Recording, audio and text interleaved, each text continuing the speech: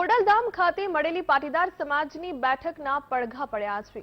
બેઠક બાદ રાજકારણમાં સક્રિય પાટીદાર નેતાઓ સામસામે આવી ગયા છે। ભાજપના નેતા દિલીપ સંઘાણીનું નિવેદન સામે આવ્યું।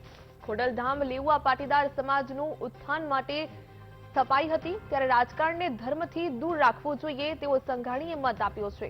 ઉલ્લેખનીય છે કે જે બેઠક થઈ ત્યારબાદ રાજકારણ ગરમાઈ રહ્યું છે અને ક્યાંક ને ક્યાંક ધર્મને રાજકારણથી दूर રાખવું જોઈએ તેવું પણ નિવેદન સામે આવી રહ્યું છે।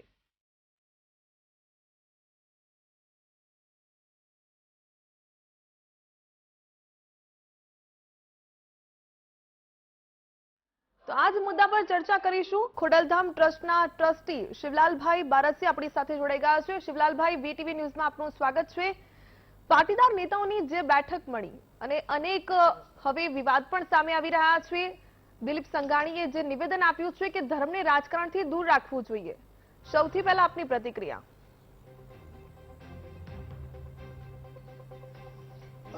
નમસ્કાર। ખાસ કરીને દિલીપભાઈ જેવા જો એક પીઢ અને મોટા રાજકારણી આવી જો વાત કરતા હોય તો એક આ હાસ્યાસ્પદ છે। ક્યારેય ખોડલધામની અંદર છે ને ક્યારેય રાજકારણને રિલેટેડ આ મિટિંગ ના હોય, સોશિયલ મિટિંગો હોતી હોય છે। આમની પહેલા જે મિટિંગ આપણે થઈ હતી એ મિટિંગમાં કે આજે આપણે આગલા હું 4 મુદ્દા સમજાવું તો નાના બાળકોમાં વડીલો પ્રત્યેની રિસ્પેક્ટ, પછી ગામડામાં પાછું આ ગામડા ભાંગતા જાય, પછી આ શિક્ષણ અભ્યાસ, આ ઘણા મુદ્દાઓ એવા હોય છે, એના હિસાબે આ બધું ચાલુ રહેતું હોય છે। અને આ ખાસ કરીને કાલની મિટિંગ વિશે જો વાત કરીએ તો એકવાર ખોડલધામના ચેરમેન આપણે ઊંઝા મુકામે મંદિરની મુલાકાતે ગયા હોય અને એ લોકો અહીંયા આવે છે, આવે ત્યારે સ્વાભાવિક છે કે કરંટ ઇસ્યુ ઉપર ચર્ચા કરતા હોય, પણ અહીંથી કઈ ઓર્ડર કરે ને આમ કરે ને રાજકારણમાં કરે ને સરકાર કઈ કરે એવી વસ્તુને રિલેટેડ નથી। અને હું આપના માધ્યમથી જો ખાસ જણાવું તો જો ખોડલધામ આ સંસ્થાઓ કે ઉમિયાધામ આ બધું કરતા હોત ને તો જેદી પાટીદારના 14 છોકરાઓને ગોળીએ મારી દીધા તેથી કોઈ સરકારમાં કે કાંઈ આજ દિલીપભાઈ ને આજ બધા હતા તો કાંઈ ઊંકે ચૂ ન કર્યું। અને આ જ લોકો બધા પોલીસ વાળાએ અમાનુષી ત્રાસ જે અંગ્રેજોએ નહોતો કર્યો એવો ત્રાસ સોસાયટીઓમાં જઈ વાહન તોડી નાખ્યા અને અંદર જઈને મહિલાઓને એને માર માર્યો હતો। તેથી આ નેતાઓને કાંઈ નહીં, સહેજ કાંઈ વાત થાય અને સ્ટેટમેન્ટ તમે સાંભળો જ છો। આવી નવી વાતો કરીને આવા એક સિનિયર માણસો એક સમાજમાં ખોટો મેસેજ મોકલે, અન્ય કોઈ સમાજની વ્યક્તિએ વાત કરી તો હજી થોડીક સ્વીકારી લે, પણ દિલીપભાઈ જેવા જેને સમાજમાં આ તો કહેવાય કે ભાઈ આ પાટીદારો છે, પાટીદારોમાં શું અમને એને કરી દીધું છે। અમરેલી હવે જિલ્લો વહી જતા વાર નહીં લાગે, સરકારી ઓફિસો નથી કાંઈ નથી, અને ખોટું એને એમ કહ્યો કે આ રાજકારણ નો ઘુસાડો, રાજકારણનો પોઈન્ટ લાવો, કયો પોઈન્ટ હતો એને? ક્યાં એવું કીધું અમિતભાઈ ને કે ક્યાં એવું કીધું કે પાટીલ સાહેબ ને કે ફલાણો આમ બદલાવીને કેવો ઠરાવ કે એની ચર્ચા થઈ?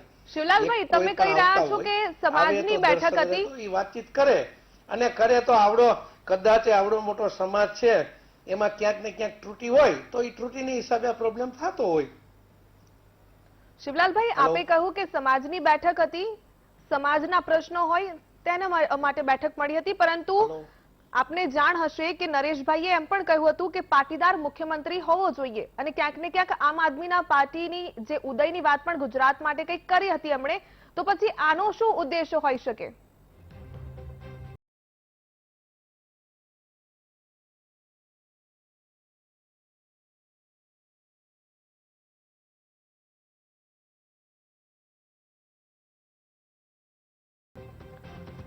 તો જે પ્રકારે ખોડલધામ મીટિંગથી પાટીદાર આગેવાનમાં ઘમાસાણ સર્જાયું છે, પાટીદાર સંસ્થાઓએ મીટિંગમાં મહત્વાકાંક્ષાઓ દર્શાવી હતી।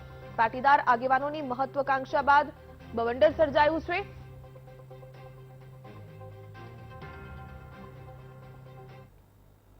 તો આ મુદ્દા પર ચર્ચા યથાવત રાખીશું। જે પ્રકારે પાટીદાર સમાજના મુખ્યમંત્રી હોવા જોઈએ તે પ્રકારની મહેચ્છા નરેશ પટેલે વ્યક્ત કરી, ત્યારબાદ દિલીપ સંઘાણીએ જે મત આપ્યો છે કે ધર્મ છે તેને રાજકારણથી દૂર રાખવું જોઈએ, પરંતુ આ તેમના નિવેદનને શિવલાલભાઈ હાસ્યાસ્પદ ગણાવી રહ્યા છે। બંનેનો મત જાણીશું એક નાનકડા વિરામ બાદ। તો ખોડલધામ ખાતે પાટીદાર સમાજની બેઠક મળીને ત્યારબાદ દિલીપ સંઘાણીએ પણ નિવેદન આપ્યું છે ત્યારે રાજકારણ વધુ ગરમાઈ રહ્યું છે। શિવલાલભાઈ બારસિયા આપણી સાથે જોડાયેલા છે।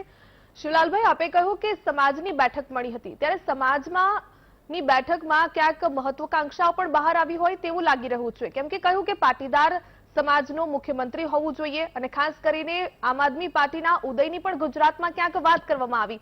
2022ની ચૂંટણી નજીક આવી રહી છે અને તે જ સમયે આ બેઠકનું આયોજન કરવામાં આવ્યું। ક્યાંક ને ક્યાંક શું પ્રેશર ટેકનિક અપનાવવા માંગી રહ્યા છો? નહીં, એક આ જેટલા લોકો જે 5-6 સંસ્થાવાળા જે અહીંયા આવ્યા અને ધજા ચડાવી અને દર્શન કરવા આવ્યા હોય એટલે સ્થળ વિઝિટ લીધી હોય અને જો સમાજની મિટિંગ હોય ને તો સમાજના વિવિધ બધાના અંગોને આપણે ભેગા કર્યા હોય, વિવિધ પાંખોને લીધી હોય, ખાલી 6 કે 7 આગેવાનો ભેગા થાય એમાં સમાજ ના હોય અને એ મિટિંગ તો હતી। બીજી વસ્તુ કે આમ આદમી પાર્ટીની જ્યારે વાત કરી ત્યારે ખાલી પત્રકાર મિત્રો એટલું પૂછ્યું કે ત્રીજો પક્ષ ચાલે છે કે નહીં, ત્યારે એમ કીધું કે 2 જ પક્ષ ચાલે છે અને ત્રીજો પક્ષ એની ક્યાંક સ્ટેટની કામગીરી ને ગુજરાતની બહારની કામગીરીને હિસાબે કદાચ ચાલે કે કદાચ ઉદય થાય। હવે એની અંદર એને પોલિટિક ને 2022નું ક્યાં આવ્યું? એટલે દરેક વસ્તુ હું આપને એક દુઃખ સાથે કહું છું કે પાટીદાર સમાજનું કાંઈ પણ ગમે ત્યારે થાય એની નેગેટિવ અને પોઝિટિવ 2 વાત છે। મને 2 મિનિટનો ટાઈમ દેજો। અત્યારે હું એક જ વસ્તુ કહું કે 3 આંદોલન થયા।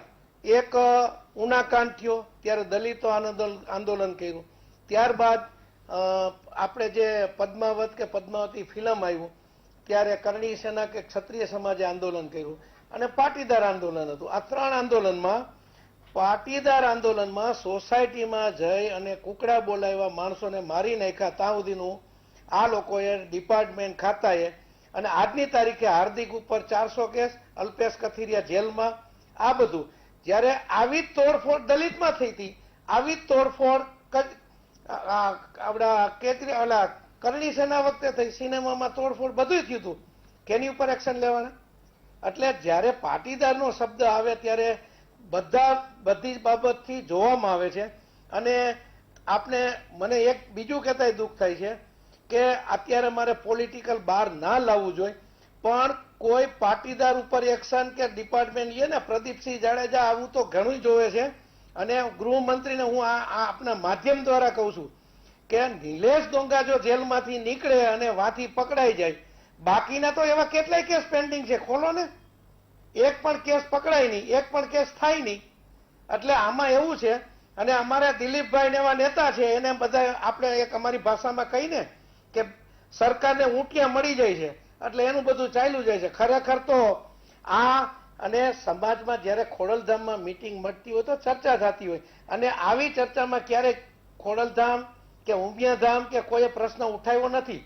14 છોકરા શહીદ થઈ ગયા છે આજની સુધીમાં, શું એક્શન ને કેની ઉપર પગલા લેવાના? તો સમાજ ધાર્યું હોત ને તો આજે સમાજ એને આજે પ્રેશર ટેકનિક થી સીએમ બદલાની વાત નથી, એટલે સમાજની વેદના છે કે અમારો ક્યાંક મુખ્યમંત્રી કે કંઈક હોય તો કોઈક સાંભળે। આ લોકો તો સાંભળવાના જ નથી, આ લોકો કઈ કરવાના જ નથી। અને બીજું કહું કે જ્યારે પાટીદાર આંદોલન હતું ત્યારે પોલીસે અન્ય જ્ઞાતિના હતા, જજે અન્ય જ્ઞાતિના હતા, તમે જુઓ તો બધા નો જામીન મળે, નો કાંઈ થાય, 2 મહિના 5 મહિના પહેલા જૂનો કેસ ખુલે। સાહેબ કેસ કરવા હોય ને તો હાર્દિક ઉપર થયો ને એવો તો CR પાટીલ સાહેબ ઉપર થાય। શિવલાલભાઈ, પોલીસ છે એ કોઈ પણ જાતિ જ્ઞાતિથી પરે થઈને પોતાનું કામ કરતી હોય, જજ હોય એ પણ જ્ઞાતિ કોઈ પણ સમાજને પ્રાધાન્ય આપ્યા વગર એક ન્યાયિક પ્રક્રિયાની રીતે કામ કરતા હોય। તમે જે એંગલ લઈ રહ્યા છો એ તદ્દન ખોટો છે। આટલા સમય ગયા બાદ આપણને 14 છોકરાઓ યાદ આવ્યા છે? આટલા સમયથી સમાજના નેતાઓ આગેવાનો ક્યાં સુધી વેદના ન આવી? અત્યારે આપ વેદના ઠલવી રહ્યા છો તો 2022ની ચૂંટણી આવે છે ત્યારે જ એ 14 જે આપ કહી રહ્યા છો કે દીકરાઓને ક્યાંક અન્યાય થયો તો અત્યારે સુધી કેમ તમે અવાજ ના ઉઠાવ્યો? અત્યારે જ કેમ સામે આવી રહ્યા છો? અને ક્યાંક ને ક્યાંક તમે તંત્ર પર સવાલ કરી રહ્યા છો। પોલીસ હોય કે પછી ન્યાયિક પ્રક્રિયા હોય પોતાનું કામ કરતી હોય, જાતિ જ્ઞાતિને કોઈ લેવા દેવા જ નથી આમાં। આપ જાતિ જ્ઞાતિનું નામ લઈ રહ્યા છો। તંત્ર છે ને, નહીં જાતિ જ્ઞાતિનું અને તંત્રને હું 100% કહું છું કે તંત્ર જ્યારે તંત્ર કોઈના તો દોરી આપે કેમ સંચારથી કે કહ્યું કે હાલે ને પોલીસ કે બીજી તંત્ર જ્યારે જ્ઞાતિના આકાર હતા? બને ને જે ત્યારે જજ હતા એ ડિપાર્ટમેન્ટમાં બીજી વાત કરવું જ્ઞાતિના પડે. હતા, તેથી કરીને અન્યાય થયો. કોણ? હા, એટલે જ હું એમ કહું કે દલિતમાંથી કે આપણામાંથી કોને તમે 2 દિવસની જેલ થઈ, એકવાર કોઈ પણ પાટીદારનું આંદોલન હતું એને 4 મહિના પછી કેસ કર્યો અને જામીન ન મળે અથવા એને સીધો લાલભાઈ, આપ 2-3 દી શું જેલ બોલી થાય રહ્યા છો પછી પહેલા મળે? વિચારી લો અને ત્યારબાદ તો આ જવાબ શું હતું આપો. બધું? તમે કહી રહ્યા છો કે પોલીસ બીજી જ્ઞાતિના હતા, જજ બીજી જ્ઞાતિના હતા, તેથી કરીને પાટીદાર સમાજને અન્યાય થયો. જરા વિચારો કે આપ શું બોલી રહ્યા છો. રોકાઈએ એક નાનકડા વિરામ માટે. આ ચર્ચા યથાવત રાખીશું કે જે પ્રકારે સમાજના આગેવાનો એકત્ર થાય, પરંતુ ક્યાંક ને ક્યાંક રાજકારણ કેમ આમાં પ્રવેશી રહ્યું છે. રોકાઈએ નાનકડા. સૌથી મોટો સવાલ અત્યારે એ થઈ રહ્યો છે કે પાટીદારોની જે બેઠક મળી 2022ની ચૂંટણી સંગ્રામમાં ઝંપલાવાના છે કે શું? શિવલાલભાઈ બારસિયા ખોડલધામ ટ્રસ્ટના ટ્રસ્ટી આપણી સાથે જોડાયેલા છે. શિવલાલભાઈ, તમે કહ્યું કે ક્યાંક ને ક્યાંક સરકારમાં કોઈ સાંભળતું નથી, એટલે પાટીદાર મુખ્યમંત્રી હોય તો કદાચ સરકારમાં આપણું સાંભળે, એ પ્રકારનો આપે મત વ્યક્ત કર્યો. તો શું આપને એવું લાગી રહ્યું છે કે હવે 2022ની ચૂંટણી સમયે જ આ પ્રકારની બેઠક થઈ તો પાટીદાર સમાજ કોઈક નવો રાજકીય પક્ષ ઉભો કરશે, ચૂંટણી મેદાનમાં ઝંપલાવશે? પોતાની વેદના કોઈ સાંભળતું નથી ત્યારે પેલા તો એક આમાં ક્લિયર કરી દો કે હું ખોડલધામનો અત્યારે ટ્રસ્ટી નથી. હું પાટીદાર આગેવાન કે પાટીદાર મેમ્બર છું.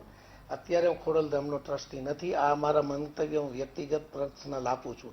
પણ આપે જે કીધું એમ અમને ક્યાંક અન્યાય થઈ ગયો તો ડિમાન્ડ અમારી 2022માં કંઈક થાય. પણ જે કાલની બેઠક હતી એમાં જે 10 જણાની મિટિંગ કે 10 જણા દર્શને આવે, ધજા ચડાવે, આને આવડું બધું સ્વરૂપ આપવામાં આવ્યું એ વાત ખોટી છે. અને એમાંય કદાચ એ લોકોએ ચર્ચા વિચારણા અંતે કીધું કે ભાઈ આપણે બધાને હવે ક્યાંક આપણે આપણો જો માણસ ઉપર હોય તો આપણું સાંભળે, તો એ માગણી કઈ ગેરવ્યાજબી તો છે નહીં. બિલકુલ બિલકુલ શિવલાલભાઈ, અમારી સાથે જોડાયા તે બદલ આપનો આભાર.